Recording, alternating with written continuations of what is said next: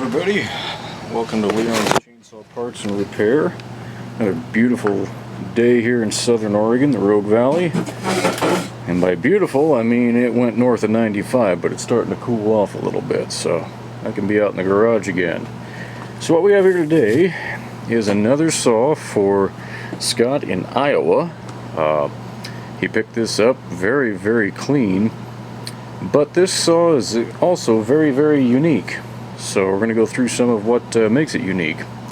First thing is, you see that label, Homelite Super XL. We all know, or at least anybody who's spent any time around Homelite, that the Super XL AO, it was made for the better part of 30 years with an automatic oiler. This Super XL is not that saw. This has the larger piston and cylinder, but there is no automatic oil pump. When I first got the thing running, I couldn't figure out why the oil pump wouldn't work. I took the clutch and everything off. Where there should have been an oil pump, there isn't. So I went back to my old literature, and as best I can tell, this would be a 64, maybe early 65 saw. They had the large piston and cylinder with no automatic oiler.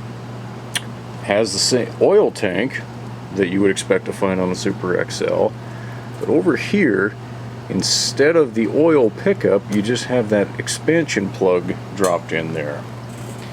So what you should find on an automatic oiler saw is something that looks like that part that would screw down into there. This can be metal.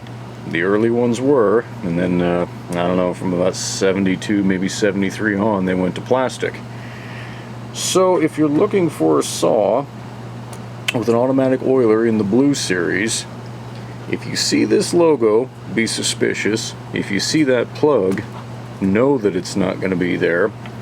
And one other way that you might be able to tell is on the serial tag.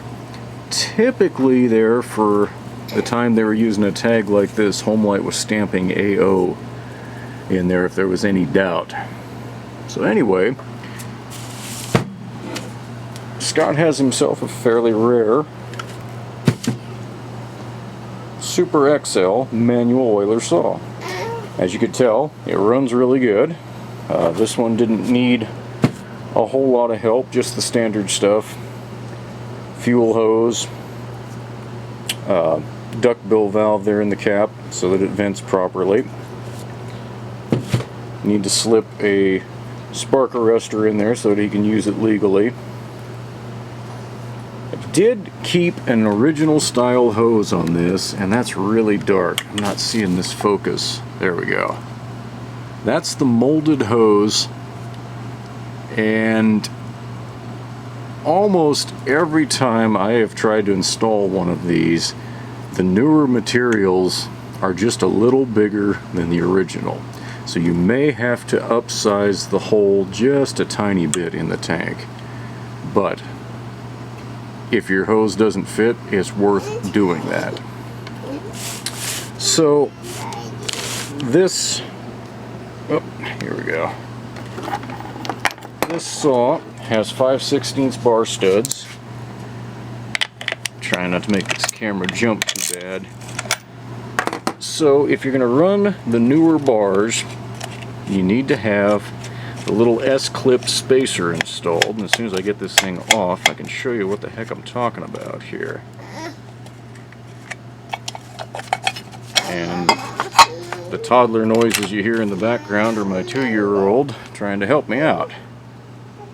Okay, so this is that little clip I was telling you about. That allows you to run a 3/8 slot bar, which is of course so much easier to find than the old 5/16 slot. Now, pardon the mess here. This garage looks like an explosion went off.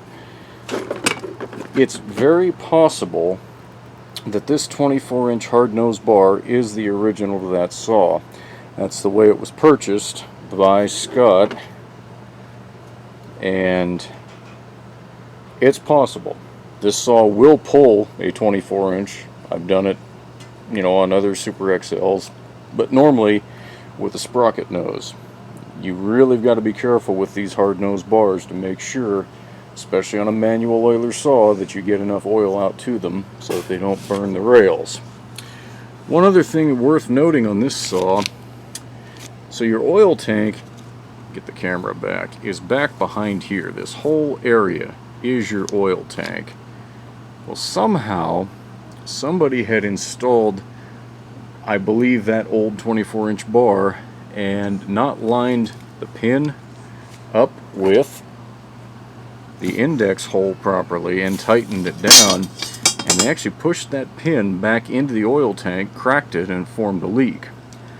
And you can't see it because of the bar plate, but what I did is cleaned that out really good, got all the oil out, which acetone or brake clean works phenomenal for, roughed it up a little bit and put a skim of JB Weld in there, and once it started to form, I installed the screw, ran this pin back and forth a couple times to smooth it out, cleaned everything up.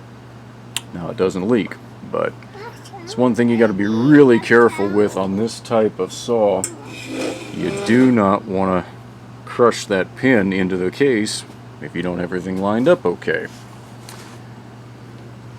So I think that just about covers everything that we had to talk about on this saw. Again, this is a very, very clean specimen.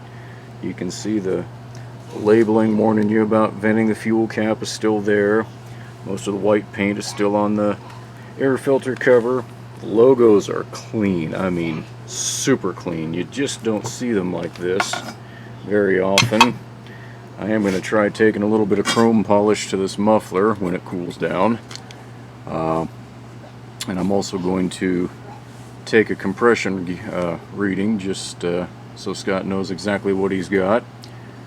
But anyway, if you're out there looking at these old blue saws, that's a little information for you to chew on.